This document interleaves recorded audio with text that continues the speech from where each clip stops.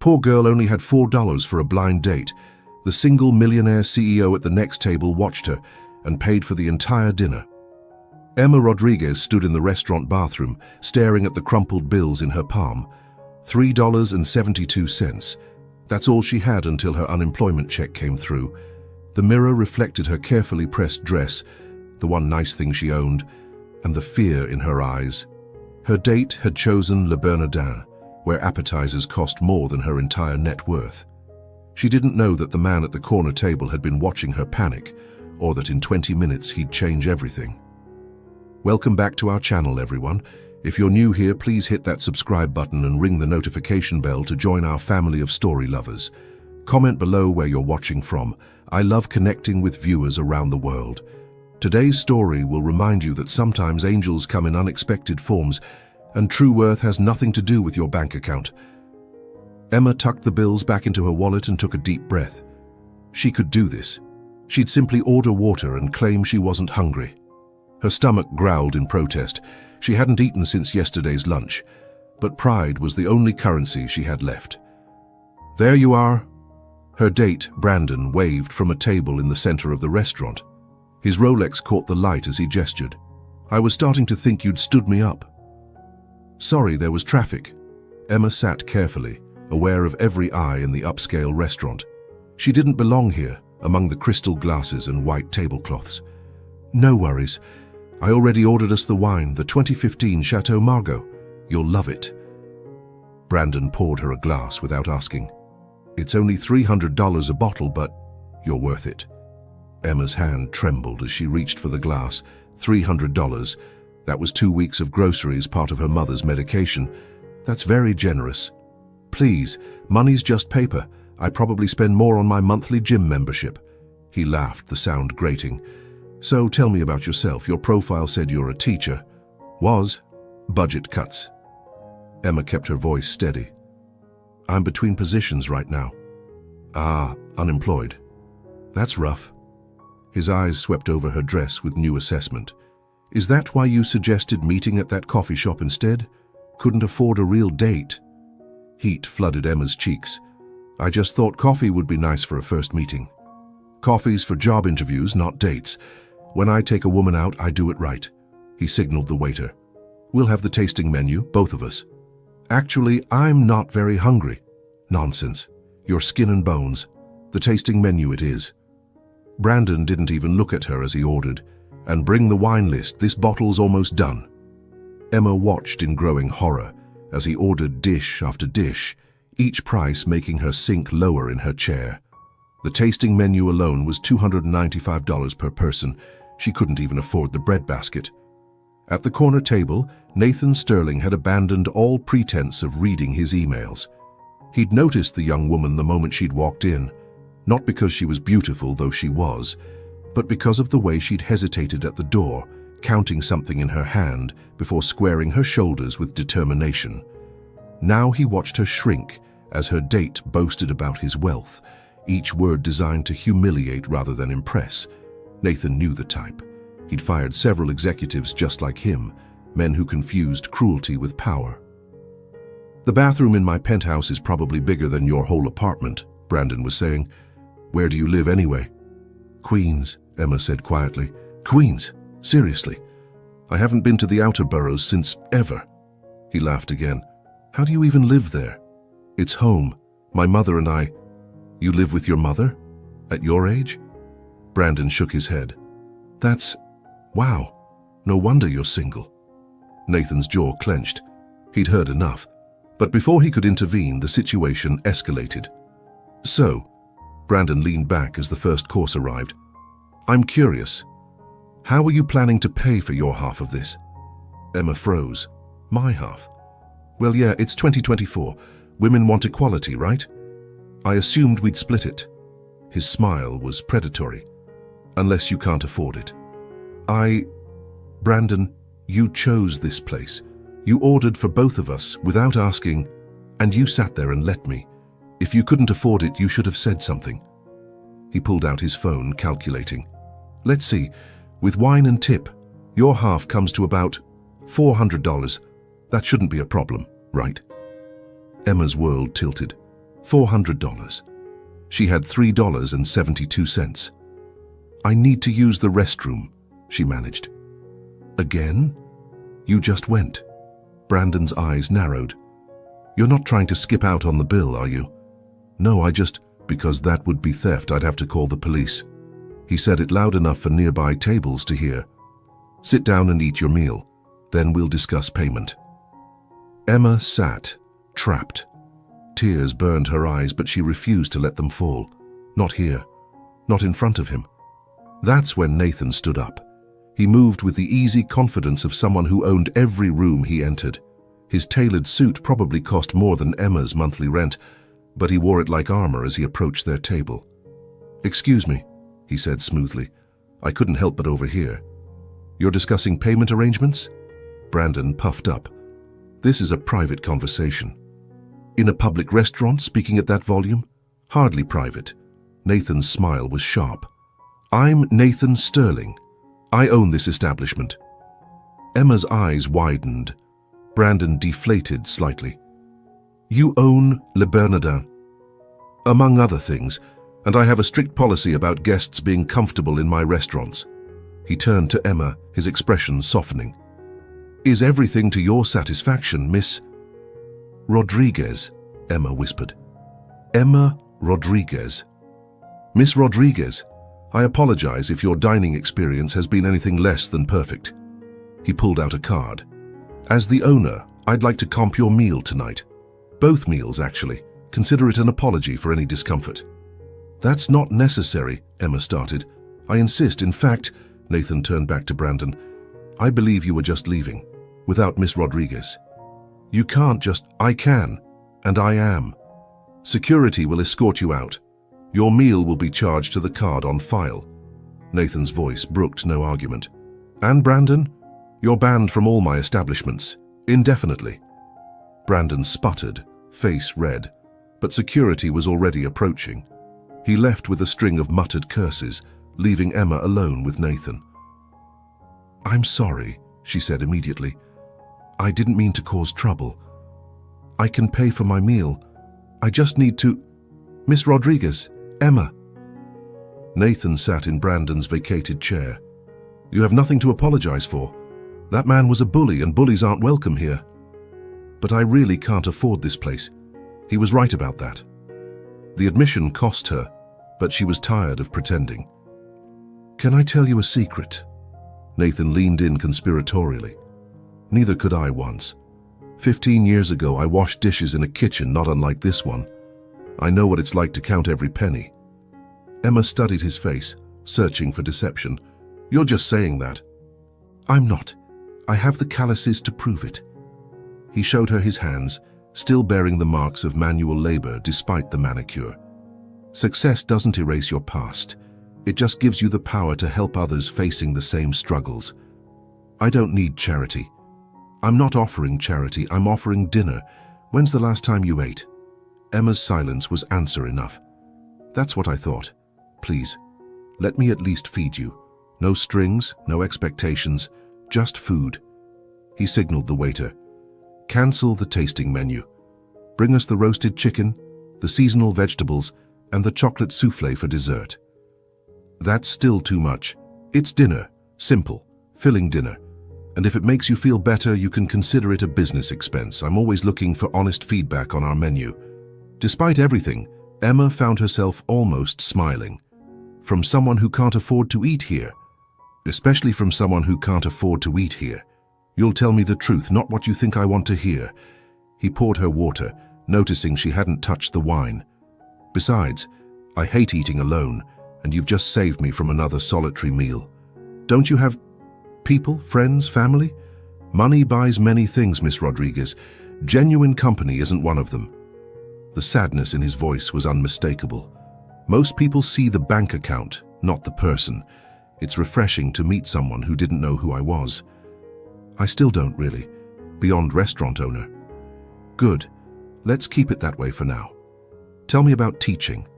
Why did you choose it?" As the food arrived, Emma found herself relaxing. Nathan was easy to talk to, genuinely interested in her stories about her students, her passion for education. He laughed at her descriptions of third-grade chaos, asked thoughtful questions about curriculum challenges. "You miss it," he observed, as she described a breakthrough with a struggling reader. "Every day. But positions are scarce, and most require you to relocate. I can't leave my mother." She caught herself. "Sorry, you don't need to hear my problems." "Your mother's ill?" "Miss Progressive. I'm her primary caregiver." Emma straightened. "It's an honor, not a burden. She sacrificed everything to raise me alone. This is my turn to take care of her." Nathan was quiet for a moment. "My mother died when I was 15. Cancer. I'd give anything for the chance to care for her now. I'm sorry." "Don't be. But treasure the time you have. Money can't buy that back." He paused.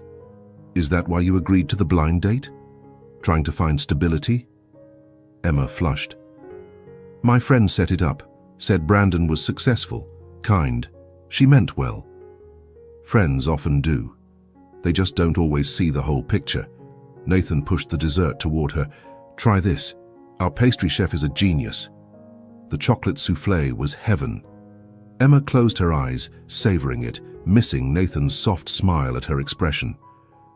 "Worth the hype?" he asked. "Worth selling my soul for," she said, then caught herself. "Sorry, that was honest. I appreciate honesty." He checked his watch, genuinely regretful. "I have a conference call with Tokyo in 20 minutes. But Emma, I'd like to ensure you get home safely. May I arrange a car? I can take the subway." "At this hour?" "Please, let me do this small thing." She wanted to refuse, but the truth was, she'd been dreading the long ride home, especially after such an emotional evening. "Okay, thank you." Nathan walked her out, where a town car waited. "James will take you wherever you need to go." He handed her a business card. "If you ever need anything, a reference for job applications, a meal when things are tight, or just someone to talk to, please call. Mr. Sterling, Nathan, and I mean it. Sometimes we all need a friend who sees us for who we are, not what we have or don't have." Emma took the card, their fingers brushing. "Thank you. For everything. You saved me tonight." "You saved me too," he said quietly. "From another evening of remembering why I don't trust anyone anymore. You reminded me that good people still exist." The ride home was surreal. Emma kept touching the business card, wondering if the evening had been a dream. The driver, James, was kind, asking about her mother when she directed him to Queens, mentioning his own mother lived nearby. "Mr. Sterling's good people," James said as they pulled up to her building. "Doesn't let many folks see it, but he's got a heart bigger than his bank account." Inside, Emma found her mother waiting up, worry creasing her face despite the late hour. "How was the date, Mika?" "Terrible. And then, wonderful. Mom, the strangest thing happened." She told her mother everything, watching disbelief turn to wonder on her face. "He sounds like an angel," her mother said. "He's just a kind man with money. They exist, apparently." "Are you going to call him?" "I don't know. What would someone like him want with someone like me?" Her mother, wise despite her illness, smiled. "Maybe exactly what you want with him. Someone real." Have you ever experienced kindness from a stranger that changed your perspective? Sometimes help comes from the most unexpected places. Share your story in the comments below. Emma didn't call. For 3 days, she carried the card everywhere, pulling it out occasionally to confirm the evening had been real. She applied for more teaching positions, stretched their meager groceries, helped her mother with physical therapy. On the 4th day, her phone rang. Unknown number. "Hello? Miss Rodriguez? Emma? This is Nathan Sterling." Her heart jumped. "Mr. Sterling. Hi. Nathan, please. I hope I'm not overstepping, but I wanted to check how you were doing." We're fine. Thank you again for dinner." "Actually, that's partly why I'm calling. I have a proposition. Business related," he added quickly. "My foundation is launching an education initiative. We need someone to design curriculum for underprivileged schools. The position would be temporary. Just 6 months. But it pays well and can be done mostly from home. Emma sank onto the couch. You're offering me a job? I'm offering you an interview. Your passion for education was evident the other night. We need someone who understands the challenges these kids face, someone who teaches because they love it, not just for the paycheck. Nathan, if this is charity, it's not. I have a stack of resumes from Ivy League educators who've never set foot in a public school. I need someone real, someone who gets it. That's you. When's the interview? Tomorrow, if you're available. 2 o'clock at the Sterling Foundation offices. Can you make it? Yes, absolutely. Good, email me your resume tonight. I'll forward it to the team. He paused. And Emma, wear that same dress. It shows you know how to make excellence from limited resources. That's exactly what we need. After they hung up, Emma sat in stunned silence. Her mother wheeled herself in, taking in her daughter's expression. Good news? Maybe, I don't know. It feels too good to be true. Sometimes good things happen to good people, Mija. Let yourself believe it. The next day, Emma arrived at the Sterling Foundation building, a gleaming tower in Manhattan. The lobby alone was worth more than her neighborhood. She almost turned around twice, but the memory of Nathan's voice saying someone real kept her moving forward. The interview panel consisted of 3 people, but Emma only had eyes for Nathan, sitting at the end in another perfect suit. He gave her an encouraging nod. The questions were thorough but fair. They asked about her teaching philosophy, her experience with struggling students, her ideas for accessible curriculum. Emma forgot her nerves, speaking passionately about education as the great equalizer, about every child deserving quality instruction regardless of zip code. Your resume shows a gap in employment, one panelist noted. Budget cuts. My entire department was eliminated. Emma kept her voice steady. I've been caring for my mother while searching for positions. That shows dedication, the woman said, making a note. Family comes first. An hour later, Emma emerged, drained but hopeful. Nathan was waiting in the lobby. How did it go? I think well. They said they'd call within a week. They'll call sooner. He smiled. You impressed them, impressed me too, and I was already convinced. Nathan, can I ask you something? Anything. Why are you helping me? Really? He considered the question. Because I see myself in you. The determination, the pride, the refusal to let circumstances define you, and because... He paused.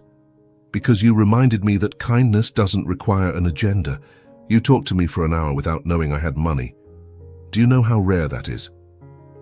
You're just a person who likes roasted chicken and has opinions about third-grade reading levels. Exactly. To everyone else, I'm a walking bank account. To you, I'm just Nathan. He checked his watch. I have another meeting, but Emma, whatever happens with the job, I hope we can be friends, real friends. I'd like that, Emma said, meaning it. They got the call that evening. Emma had the job. 6 months, contract position with possibility of extension, the HR representative explained. The salary is $70,000 prorated, full benefits starting immediately. Emma nearly dropped the phone.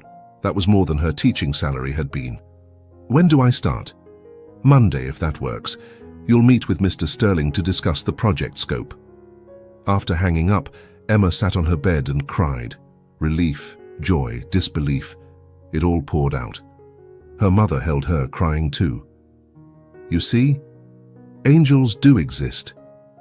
Monday came quickly. Emma arrived early, wearing her good dress again and carrying a notebook full of ideas. Nathan met her in a conference room, but he wasn't alone. Emma, this is Dr. Patricia Williams, our head of education initiatives. She'll be your direct supervisor. Dr. Williams was a warm black woman in her 60s, with kind eyes and an impressive resume. Nathan's told me about your passion for accessible education. I think we're going to work well together. They spent the morning outlining the project, creating curriculum that could be implemented in underfunded schools using minimal resources. It was exactly the kind of challenge Emma loved.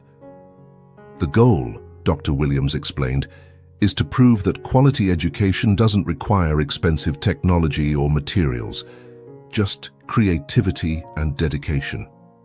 That's what I've been saying for years, Emma said excitedly. Some of my best lessons used cardboard and imagination. Nathan smiled. That's why you're here. We need someone who's done more with less.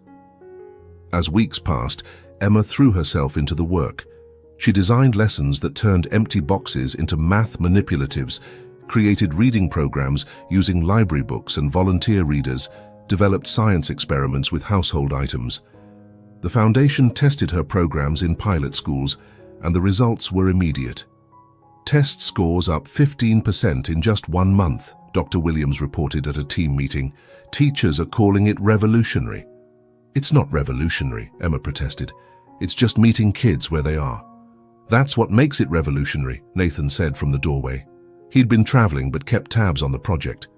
Most people talk about education reform, you're actually doing it. After the meeting, he asked Emma to stay behind. How's your mother? Good days and bad days?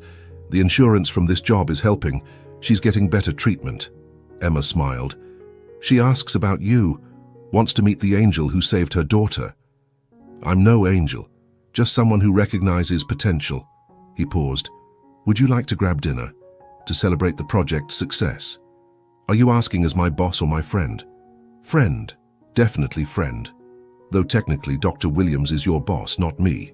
Then yes, but somewhere normal this time. No 5-star restaurants. Deal! I know a great pizza place in Brooklyn. The pizza place was perfect.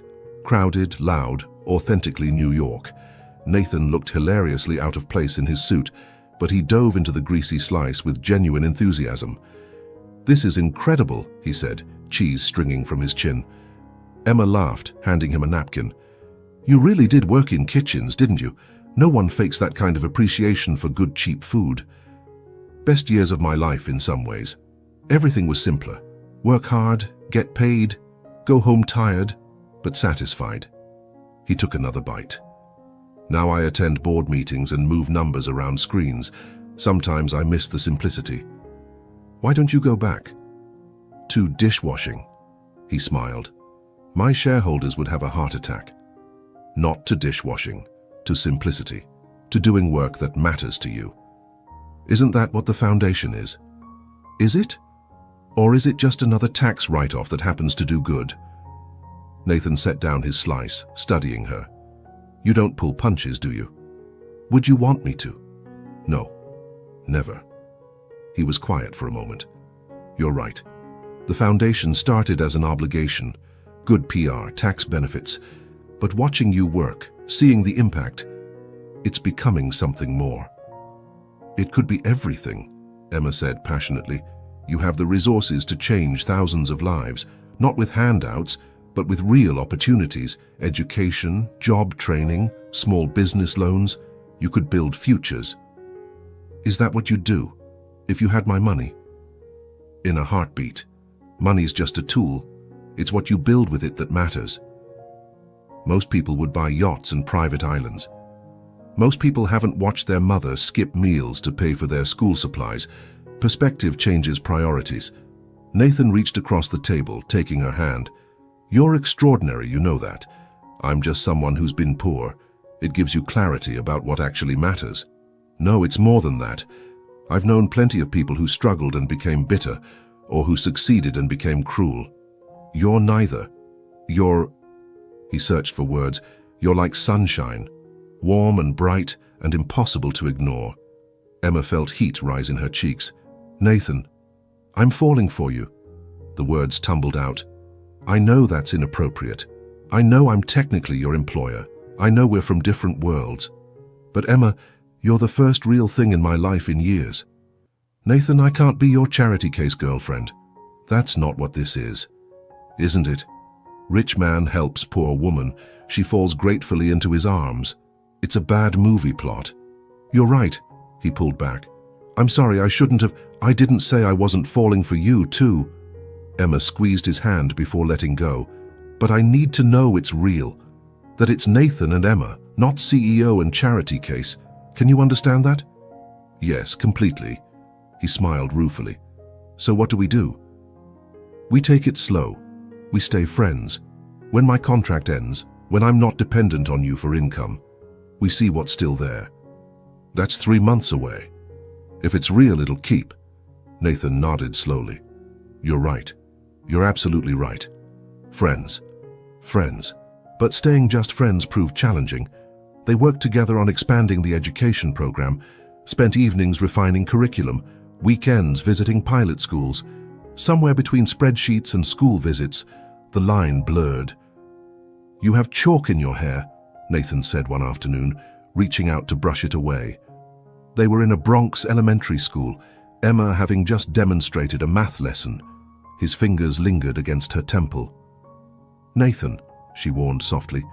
Right. Friends. He stepped back. Friends who notice each other's chalk. Dr. Williams, observing from the doorway, shook her head with a knowing smile. Lord help us all, she muttered. The turning point came during a foundation gala. Emma hadn't wanted to attend, but Dr. Williams insisted the curriculum creator should be there to answer questions from donors. I don't have anything to wear to something like that, Emma protested.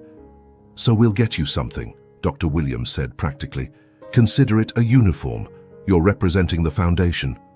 The dress they found was simple but elegant, deep blue that brought out Emma's eyes. When she emerged from her apartment, Nathan was waiting with the car, having insisted on picking her up. He stood frozen, staring. Is it too much? Emma smoothed the dress nervously. The saleswoman said, You're perfect. His voice was rough. Absolutely perfect. Nathan, we agreed. I know. I'm sorry. You take my breath away. The gala was overwhelming. Hundreds of wealthy donors in a ballroom that cost more to rent than Emma's annual salary. She felt like a fraud until Dr. Williams took her arm. Chin up. You belong here more than any of them. You're the one doing the real work. Emma circulated, answering questions about the curriculum, passionate about the results. Donors were impressed, several pledging additional funds. She was explaining the reading program to a group when she heard a familiar, unwelcome voice. Well, well. Emma Rodriguez. Brandon stood there, champagne in hand, smirk firmly in place. Brandon. She kept her voice neutral. Excuse me, I was just telling them about your little teaching project. How sweet. Though I'm surprised they let you in here. This isn't exactly a $3 kind of event. The donors looked uncomfortable. Emma felt heat rise in her face. Miss Rodriguez is our lead curriculum developer, one donor said coldly. Her work is revolutionary. Is that what we're calling it? Brandon laughed. Did she tell you how we met? How she tried to scam a free meal by pretending she could afford Le Bernardin? That's not. Oh, it gets better. Sterling had to pay for her dinner because she only had $4 to her name. $4. And now she's here playing dress-up, pretending to be what exactly? Nathan's voice cut through like ice. He appeared at Emma's side, and the temperature in their corner seemed to drop 10 degrees. Sterling. Brandon's bravado faltered. You were just leaving. Again. Security's by the door if you need help finding it. This is a public event. It's a private foundation gala, and you weren't invited. Nathan stepped closer. Leave, now, or I'll have you removed. Brandon fled. The donors dispersed tactfully, leaving Nathan and Emma alone. I'm sorry, she said quietly. I'm ruining your event. You're the best thing at this event. He touched her elbow gently. Are you okay? I don't belong here, Nathan. He's right. I'm playing dress-up in a borrowed dress, pretending. You're not pretending anything. You're brilliant and passionate, and you've done more good in 3 months than most of these people do in a lifetime. He turned her to face him. You belong anywhere you choose to be. I had $4, she whispered. He's not lying about that. When you met me, I literally had $4 to my name. And now you're changing thousands of lives. What's your point? My point is that this isn't my world. These people, this place. Then let's leave. What? Let's go. Right now. Get hot dogs from a street vendor and walk in the park and talk about anything but money or foundations or people like Brandon. You can't leave your own gala. Watch me. He was already guiding her toward the exit. I've written the checks. They don't need me for anything else. They ended up in Central Park, Emma still in her gown, Nathan having shed his jacket and tie. The hot dog vendor did a double take but said nothing. "Better?" Nathan asked as they found a bench. "Much." Emma bit into her hot dog gratefully, though this dress probably wasn't meant for mustard. "It's your dress. Do whatever you want with it." Dr. Williams bought it for the foundation. I bought it. I told her to say it was from the foundation so you wouldn't argue. He held up a hand at her expression. "It's not charity, it's a gift. From a friend who wanted you to feel comfortable tonight." "Nathan, I know we're friends, just friends. Friends who buy each other dresses and defend each other from jerks and eat hot dogs in formal wear." "This is crazy." "The best things usually are." They sat in comfortable silence, city lights twinkling around them. Finally, Emma spoke. "My contract ends in 2 weeks. I know. Dr. Williams offered me a permanent position." Nathan turned sharply. "She did? That's wonderful. Emma, that's—" He stopped. "You don't look happy about it." "I'd still be working for your foundation. You'd still be my employer, indirectly. Dr. Williams would be your boss. I'm just on the board." "Nathan." "I know," he sighed. "It's not enough separation. You need to be independent. I need to know that what I feel isn't gratitude or dependence or some misguided— What do you feel?" Emma looked at him, this complicated man who'd entered her life at her lowest moment and somehow lifted her up without making her feel small. "I feel like you see me. Not the poor girl who needed saving, not the teacher with potential, just me. And I see you. Not the CEO or the philanthropist, just Nathan who likes pizza and gets passionate about education reform and still misses his mother. Is that enough?" "It's everything." She took a breath. "But I still need to stand on my own feet first. I've already applied to other positions, real teaching jobs, one in Manhattan actually. The pay's not as good as the foundation, but it's mine. Did you get it?" "Interviews Monday. You'll get it." He said it with such certainty she almost believed him. "You're an incredible teacher. Any school would be lucky to have you. And if I do get it, if I'm not working for your foundation anymore, then I'll ask you on a real date, one where we both know exactly who we are and what we want." "And what do you want, Nathan?" "You," he said simply. "Just you. In whatever way you'll have me. If you've ever had to choose between security and independence, you know how hard that decision can be. Sometimes the bravest thing is choosing yourself first. Let me know your thoughts in the comments." Emma got the teaching job. The interview went perfectly, the principal practically offering her the position on the spot. It was a good school in a diverse neighborhood, exactly the kind of place she wanted to be. "Congratulations," Nathan said when she told him. They were in his office going over final curriculum notes before her foundation contract ended. "When do you start?" "2 weeks, right after this ends." She gestured between them. "Clean break. And then you call me, like you promised. The second your contract ends." "Maybe wait a day. Don't want to seem too eager," he laughed. "Emma Rodriguez, you're going to make me wait an extra day?" "Good things are worth waiting for." "Yes," he said softly. "They are." Her last day at the foundation was bittersweet. Dr. Williams hugged her tightly. "You know you always have a place here," she said. "When you're ready."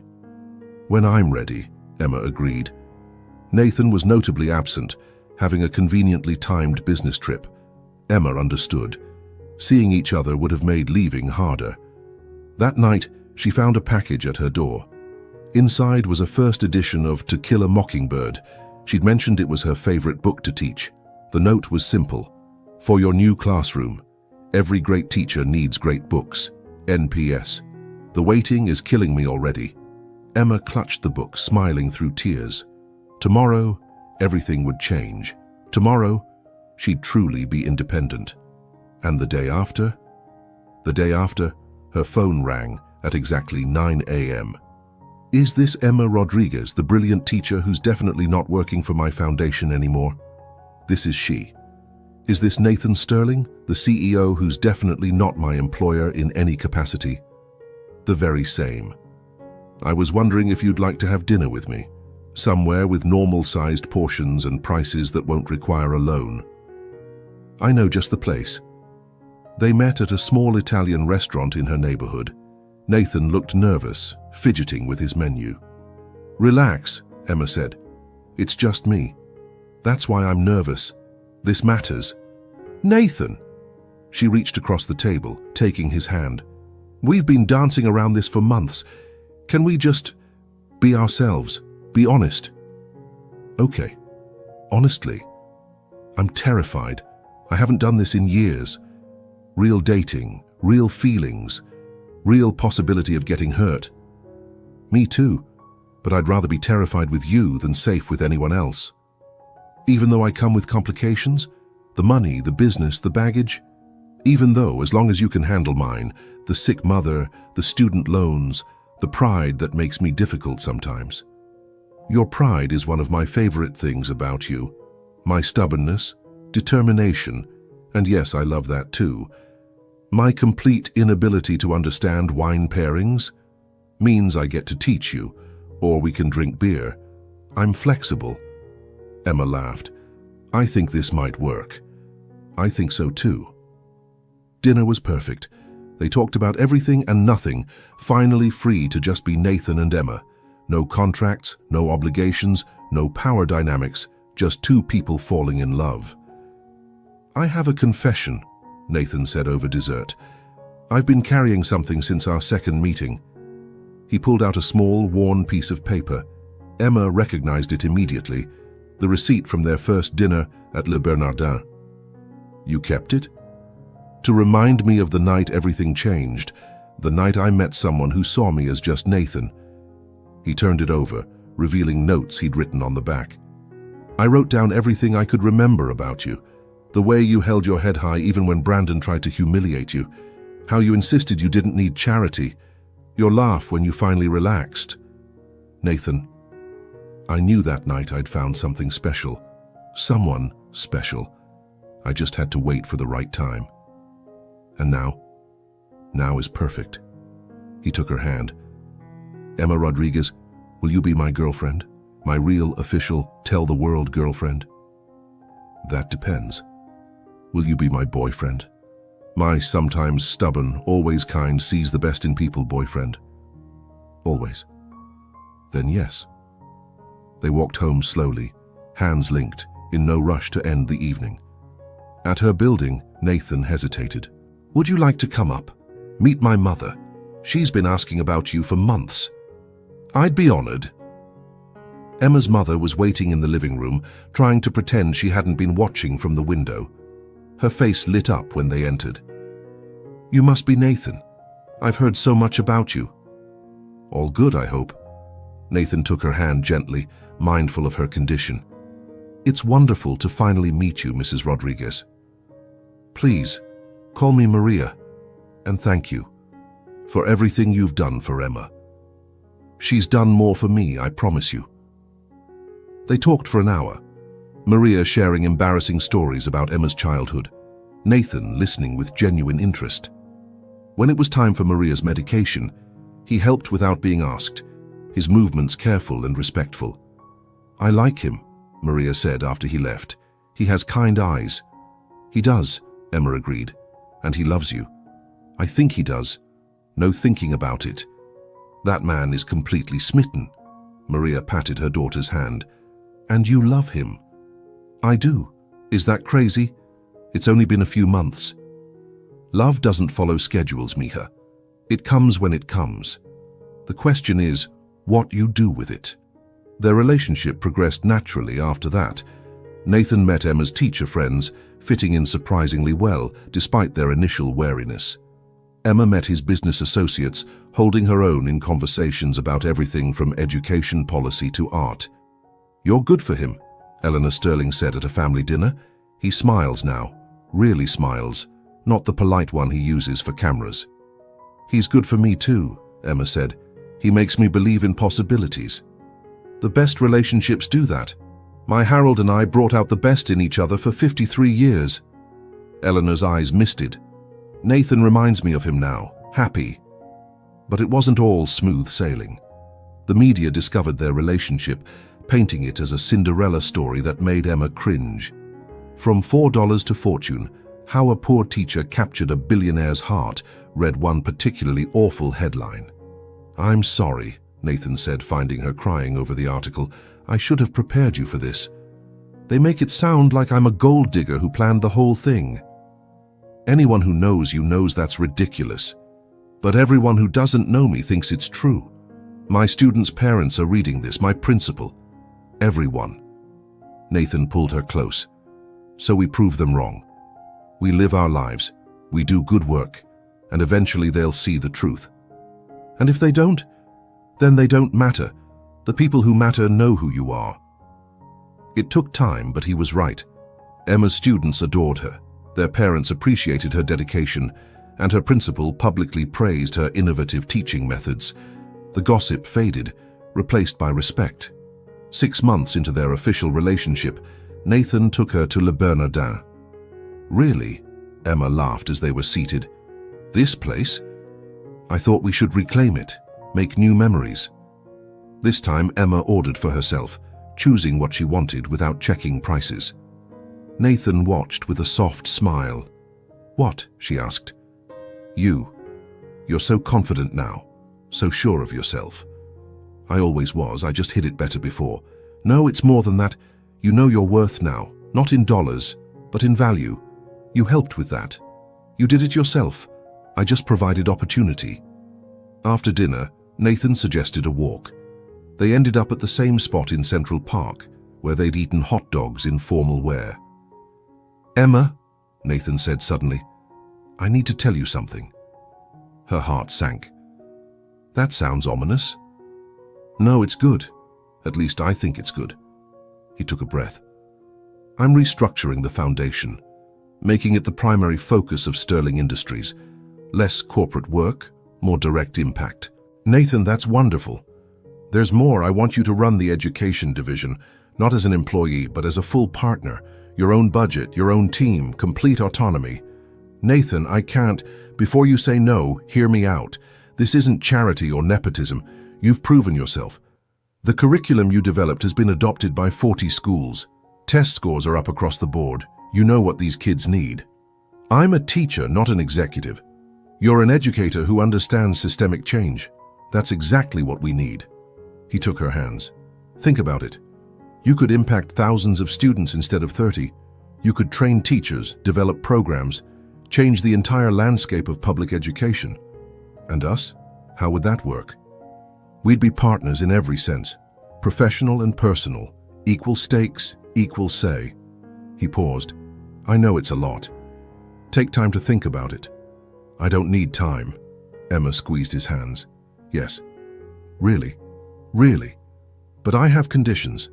I report to the board, not you. We keep work and personal separate, and I get to hire my own team, including Dr. Williams, if she's willing." Done, done, and done. Nathan pulled her close. "Partners? Partners." They sealed it with a kiss, there in the park, where so much of their story had unfolded. The announcement made waves. From teacher to executive, the Emma Rodriguez story was a much better headline than the previous ones. Emma threw herself into the work, building a team of passionate educators, expanding programs, proving that systemic change was possible. "You're working too hard," Nathan said one evening, finding her still at her desk at 9 p.m. "Pot, meet kettle," she replied, not looking up from her proposal. "Fair point. How about we both go home?" "In a minute. I just need to finish this section on resource allocation." Nathan rounded the desk, gently closing her laptop. "The work will be here tomorrow." "But, Emma, when's the last time we had dinner together? Just us, no work talk." She thought about it and winced. "Tuesday?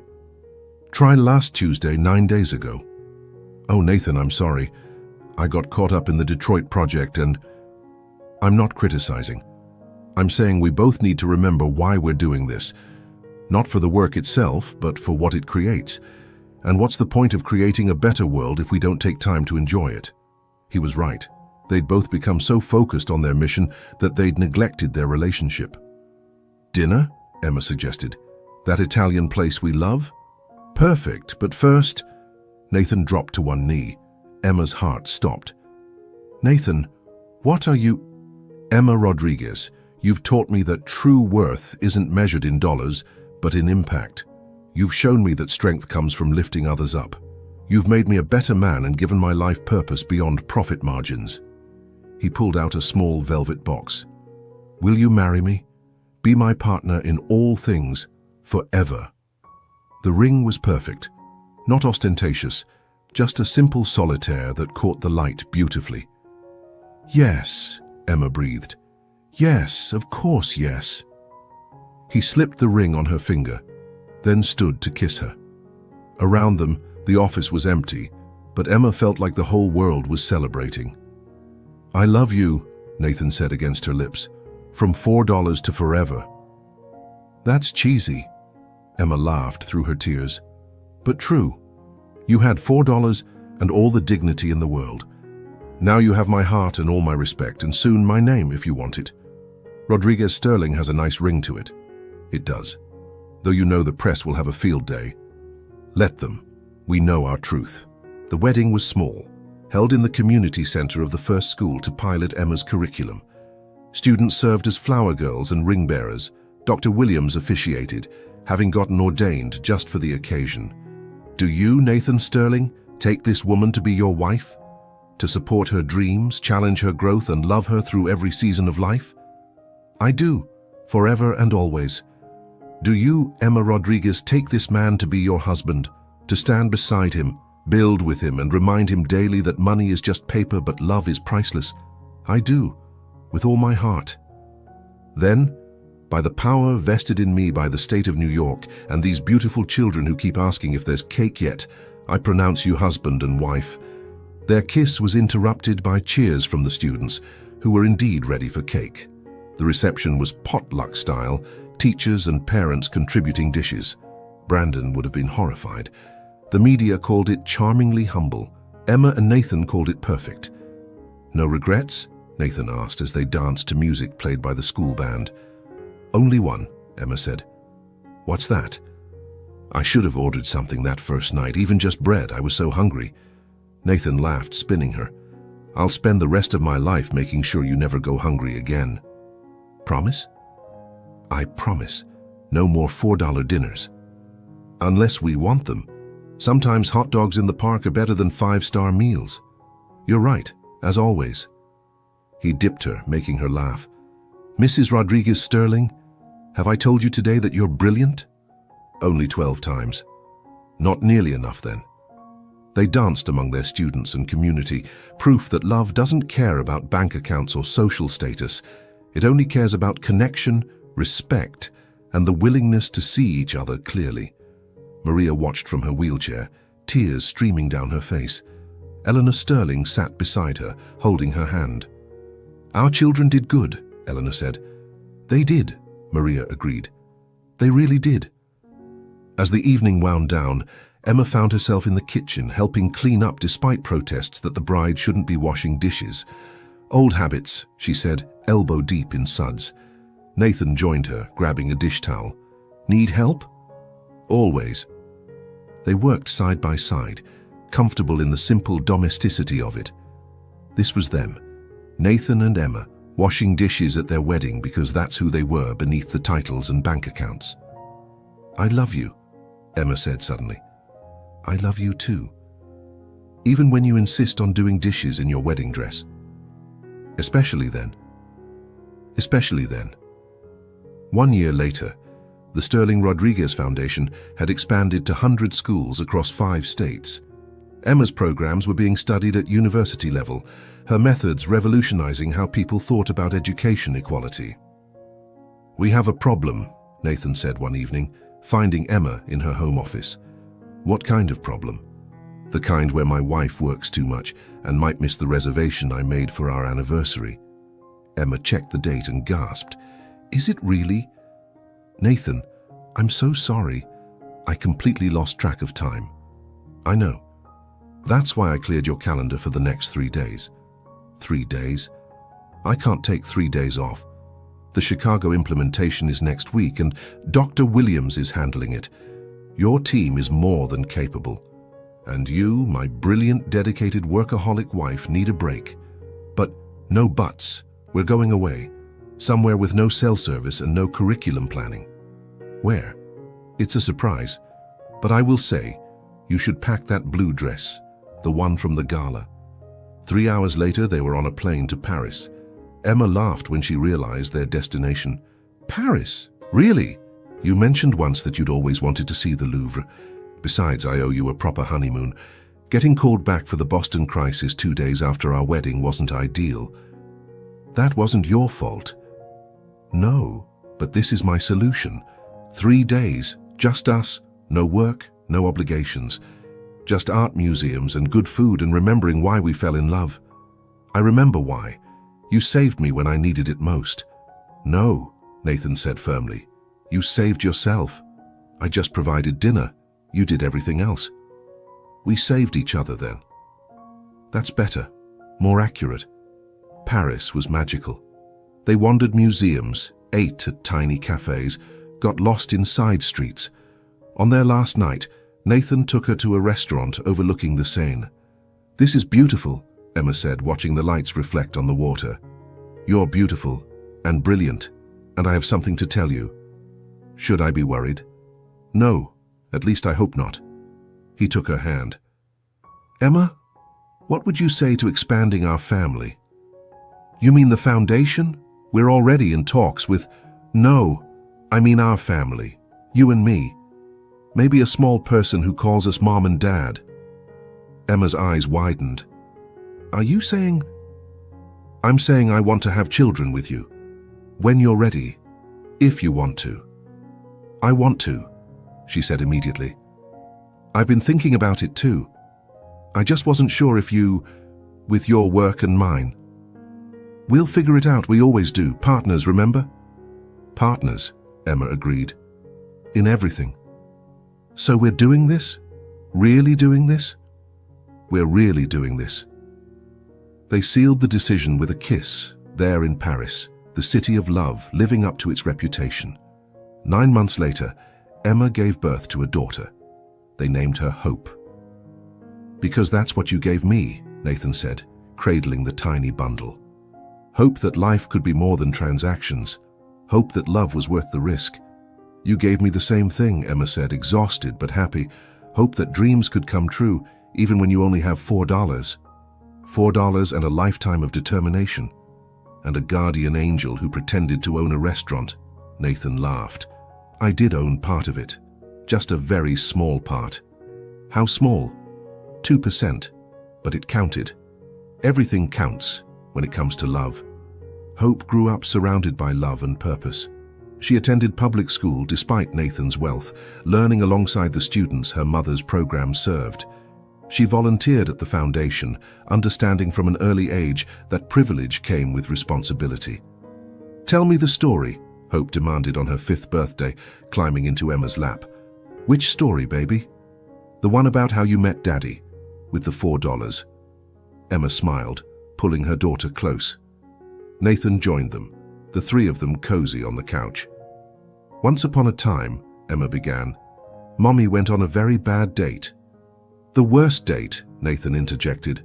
The worst date. And she only had $4 in her pocket. That's not very much, Hope observed. No, it's not. But sometimes when you don't have much money, you discover you have something more valuable. What's that? Courage. And sometimes, if you're very lucky, you meet someone who sees that courage and values it more than all the money in the world. Like Daddy. Exactly like Daddy. And then what happened? Then Daddy did something very kind. He helped Mommy when she needed it, without making her feel bad about needing help. Because that's what good people do, Hope said, repeating what she'd been taught. That's right. And from that one kind act, a whole life grew, love, family, work that helps others. All from one moment of kindness. And $4. And $4, Emma agreed, kissing her daughter's head. Best investment I ever made, Nathan said, pulling both his girls close. We weren't an investment, Emma protested. Sure you were. I invested kindness and got back love. That's a pretty good return." "Daddy's silly," Hope giggled. "The silliest," Emma agreed, "but we love him anyway." "Because love doesn't care about money," Hope recited. "That's right, baby. Love only cares about hearts," Hope finished triumphantly. As their daughter ran off to play, Emma and Nathan sat quietly, reflecting on the journey that had brought them here. "Do you ever think about what would have happened if you hadn't been at that restaurant that night?" Emma asked. "I try not to," Nathan said. "The thought of missing this, missing you and Hope, it's too painful to consider. But you almost didn't go. You told me you'd been avoiding that restaurant since the breakup with Victoria. Fate, maybe? Or just the universe deciding we'd both been alone long enough?" "I don't believe in fate," Emma said. "I believe in choices. You chose to help me. I chose to accept. We chose each other over and over, even when it was complicated." "Still choosing," Nathan murmured, kissing her temple. "Every day." "Mommy, Daddy, look what I made." Hope ran back, holding a drawing. It was their family, stick figures but clearly labeled, Mommy teaching, Daddy helping, and me learning. "It's beautiful, sweetheart," Emma said. "Should we hang it on the refrigerator?" "No, it's for Grandma Maria, for her room at the healing place." Emma's eyes misted. Maria had moved to an assisted living facility 6 months ago as her condition progressed, but Hope visited weekly, bringing drawings and stories. "She'll love it," Nathan said. "Want to take it to her now? Can we?" "Of course, family first always." As they prepared to leave, Emma's phone buzzed. An email from a teacher in Detroit with photos of smiling students holding books provided by the Foundation's literacy program. "Look," she showed Nathan. "Remember that little girl who couldn't read at grade level? Jasmine? She just won her school's reading competition. Her teacher says she can't stop talking about becoming a teacher, like the lady who brought the books. That lady being you. Being us, all of us, the whole team." Emma smiled at the photo. "This is why we do it." $4, Nathan said softly. "What?" "You had $4, and now hundreds of kids have libraries, thousands have better education, all because one night you had the courage to show up even when you couldn't afford to. And because you had the kindness to help without humiliating. That's the real story, Nathan. Not riches to rags or any fairy tale, just two people choosing kindness and building from there. Think Hope understands that?" They looked at their daughter, carefully rolling up her drawing for Grandma. "She's living it," Emma said. "That's better than understanding." The drive to Maria's facility was filled with Hope's chatter about school, friends, and her upcoming dance recital. Normal family life, which felt extraordinary to two people who'd almost missed it. "Grandma?" Hope burst into Maria's room with 5-year-old enthusiasm. "Mi amor!" Maria's face lit up, despite her increasing frailty. "What have you brought me today?" As Hope presented her drawing and launched into a detailed explanation of everyone's roles, Emma watched her mother with mixed emotions. The disease was progressing, but Maria's spirit remained bright, especially around her granddaughter. "She's a miracle," Maria said quietly, while Hope showed Nathan her collection of drawings on the wall. "My granddaughter, the miracle I thought I'd never see." "Mom, I'm not being morbid, Mija, just grateful. When you came home that night, crying about the terrible date but glowing about the kind stranger I knew." "Knew what?" "That everything was about to change, that all our struggles had led to that moment." Maria took Emma's hand with her own trembling one. "You found your angel." "He found me too. That's how the best love works, mutual finding." "Grandma, look!" Hope climbed carefully onto the bed. "I learned to write a new word. Watch." She slowly spelled out LOVE on Maria's hand. "Perfect," Maria said. "The most important word. Mummy says love is more important than money. Daddy says love is money, just better. Your daddy's a smart man," Maria laughed. "The smartest," Nathan agreed, rejoining them. "Except when Mommy's around. Then she's the smartest." "That's called wisdom," Maria said, "knowing who to listen to." They stayed until Maria tired, Hope reading a simple book to her grandmother with Emma's help. As they prepared to leave, Maria beckoned Nathan close. "Thank you," she whispered, "for saving my girl." "She saved me right back," Nathan said. "Every day she saves me." "Good, that's how it should be." In the car, Hope fell asleep almost immediately, worn out from the visit. Emma reached over to take Nathan's hand. "She's getting worse." "I know, but she's happy, surrounded by love, seeing her granddaughter grow. That's not nothing." "It's everything," Emma agreed. "Thank you for making sure she has the best care. Family takes care of family. That's what you taught me." "When did I teach you that?" "Every day. By example. The way you cared for her when you had nothing, the way you still do now that we have everything. That's real wealth, Emma. The willingness to show up for people you love. You show up too. For me, for Hope, for thousands of kids you'll never meet.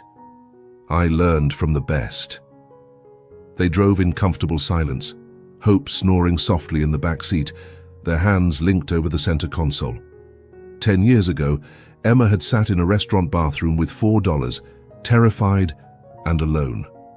Now she had a family, purpose, and the knowledge that kindness could indeed change everything. "Hey," Nathan said suddenly, "want to get dinner?" "Sure. Where?" "Le Bernardin?" Emma laughed. "Really? Again?" "It's tradition now. Every anniversary of our meeting." "That's in 2 weeks. So we'll go twice. Once for tradition, once for Tuesday." "You know what? Yes. But this time I'm buying." "Deal." Though technically with joint accounts. Nathan Sterling, are you about to ruin a romantic gesture with financial logistics? "Never. You buy dinner. I'll leave the tip." $4? $4, plus a few thousand% interest. For inflation? For love. Emma groaned at the pun, but she was smiling. This was their life. Comfortable teasing, shared jokes, deep love expressed in small moments. Not a fairy tale, but something better. A real partnership built on mutual respect and genuine affection. "Mommy?" Hope's sleepy voice came from the back seat. "Are we home?" "Almost, baby." "Good. I want to draw another picture, this time with Grandma Eleanor too. She said I could call her that last week." "Did she?" Nathan sounded pleased. His grandmother had been formal at first, but Hope had worn her down with sheer adorableness. "Uh-huh. She said I reminded her of someone named Harold." "That was her husband," Nathan explained. "My grandfather." "Was he nice?" "The nicest." "He would have loved you." "Like Grandma Maria loves me." "Exactly like that." "Good. Everyone should have grandmas who love them, even if they're sick or sad or live far away." Emma met Nathan's eyes in the rearview mirror, out of the mouths of babes. "You're absolutely right, sweetheart," Emma said. "Love is what matters most." "I know," Hope said matter-of-factly. "You and Daddy teach me that every day." As they pulled into their driveway, a modest home despite Nathan's wealth because Emma insisted their daughter grow up grounded, Emma reflected on the journey. From $4 to here hadn't been about the money. It had been about courage, kindness, and the choice to see beyond circumstances to the person beneath. "What are you thinking?" Nathan asked, helping Hope from her car seat. "Just grateful for all of it, even the hard parts that led us here." "Even Brandon?" "Especially Brandon. Without his awfulness, you might not have noticed me." "I would have noticed you anywhere," Nathan said firmly. "But I'm glad I noticed you when you needed me." "When we needed each other," Emma corrected. "Mommy, Daddy, stop being mushy and come see." Hope had run ahead to the front door where a package waited. It was from the Foundation, a bound copy of Emma's curriculum guide, now in its 3rd edition, being used in over 500 schools nationwide. "Look at that," Nathan said proudly. "From one classroom to 500, from one teacher to an army of educators, all because you believed every child deserved excellence." "We believed," Emma corrected. "I couldn't have done any of this without you." "Sure you could have. It might have taken longer, but you'd have found a way. You always do." "Mommy's book," Hope said excitedly. "Can I bring it to show and tell?" "Of course, baby. I'll tell everyone my mommy helps kids learn to read and my daddy helps her help them, and I help by testing the games." "The most important job," Nathan said seriously. As they entered their home, Hope running ahead to find paper for her new drawing, Emma and Nathan paused in the doorway. "No regrets?" Nathan asked, their old ritual. "Not one," Emma confirmed. "You?" "Only that I can't go back and find you sooner. Then we might not have hope, or the foundation, or any of this exactly as it is." "You're right. As usual." He pulled her close. "Thank you, Emma." "For what?" "For having the courage to show up that night, for accepting help, for seeing me as more than a wallet, for building this life with me. Thank you for being worth $4 and a lifetime of love. Best deal ever made. The very best." They kissed there in their doorway, Hope's happy humming in the background, the sound of home and family and dreams made real through simple human kindness. Later that evening, as Emma tucked Hope into bed, her daughter asked, "Mommy, will you tell me a different story tonight?" "Which one would you like?" "The one about the teacher who changed the world." "I don't know that one, sweetheart." "Yes, you do. It's about you." Emma's throat tightened. "I haven't changed the world, baby." "Yes, you have. You changed Daddy's world, and mine, and all those kids in the pictures. That's a lot of worlds. When did you get so wise?" "I learned from you and Daddy, and Grandma Maria, and Grandma Eleanor, and Mrs. Patterson at school, and—" Okay, Emma laughed. "You learned from everyone. That's what Daddy says, that everyone has something to teach if we're willing to learn. Daddy's pretty smart. The smartest, except for you. Go to sleep, my wise little girl." Story first. Once upon a time, Emma began, there was a teacher who thought she could only change one classroom at a time. As she told the story, her story, their story, Emma heard Nathan listening from the hallway. When Hope finally drifted off, he was waiting. "The teacher who changed the world?" he asked softly. Her words, not mine. "She's right, you know. You have changed the world. One student, one school, one chance at a time. We have. Together." "Together," he agreed. "Always together." They stood in the hallway of their home, built on a foundation of $4 and infinite kindness, and knew that sometimes the best investments couldn't be measured in money. They could only be measured in the lives touched, the hope restored, and the love that grew from one moment of choosing to help rather than look away. "Come on," Nathan said. "Let's go plan how to change the world some more tomorrow." "After coffee?" "Definitely after coffee.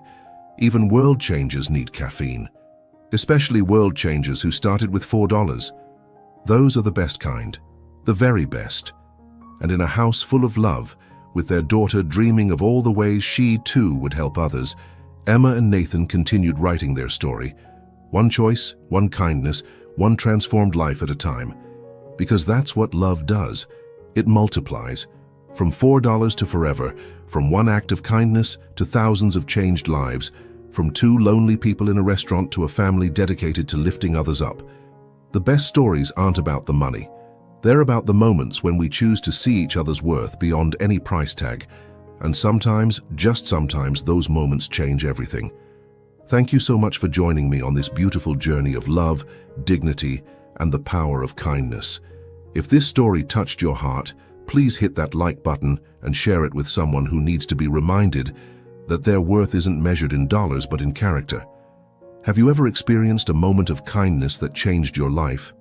Or been in a situation where someone saw your true value when you felt worthless? I'd love to hear your stories in the comments below. Remember, we all have the power to be someone's Nathan, to offer help without humiliation, to see potential where others see problems, and to choose kindness even when it's easier to look away. Until next time, keep believing that the best things in life have nothing to do with price tags and everything to do with how we treat each other. Stay blessed, and I'll see you in the next story.